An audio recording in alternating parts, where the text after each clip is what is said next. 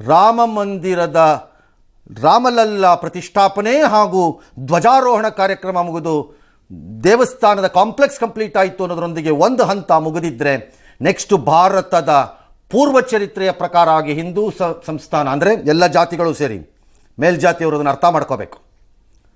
ಎಲ್ಲಿಯವರೆಗೆ ನೀವು ಭಾರತವನ್ನು ಒಡೆದಿರೋದೇ ಜಾತಿಗಳಿಂದ, ಅದರಿಂದನೇ ಬದುಕಿರೋದು ಕೆಲವರೆಲ್ಲ.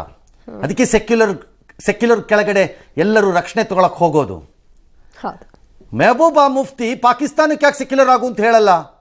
ಫಾರೂಕ್ ಅಬ್ದುಲ್ಲಾ ಯಾಕೆ ಹೇಳಲ್ಲ? ರಾಹುಲ್ ಗಾಂಧಿ ಯಾಕೆ ಹೇಳಲ್ಲ? ಯಾಕೆ ಹೇಳಬಾರ್ದು? ಅಮೇರಿಕಾನ ನೀನು ಸೆಕ್ಯುಲರ್ ದೇಶ ಅಂತ ಕರ್ಕೊಂತ ಯಾಕೆ ಹೇಳಲ್ಲ? Why do they call it themselves as a Christian nation? ಸೌದಿ ಅರೇಬಿಯಾನ ಸೆಕ್ಯುಲರ್ ಅಂತ ಯಾಕೆ ಕರೀಬಾರ್ದು?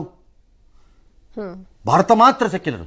ಬೇರೆಯವರು ಅವರವರ ಧರ್ಮಗಳ ಸಂಕೇತಗಳನ್ನು ಧರಿಸಬಹುದು, ಸಂಕೇತಗಳನ್ನು ಪಾಲನೆ ಮಾಡಬಹುದು. ಅಂದರೆ ಹಿಂದೂಗಳು ಪಾಲನೆ ಮಾಡಿದ್ರೆ ಅದನ್ನೊಂದು ಜೋಕಾಗು, ಅವಮಾನವಾಗು ಯಾಕೆ ಮಾಡಬೇಕು?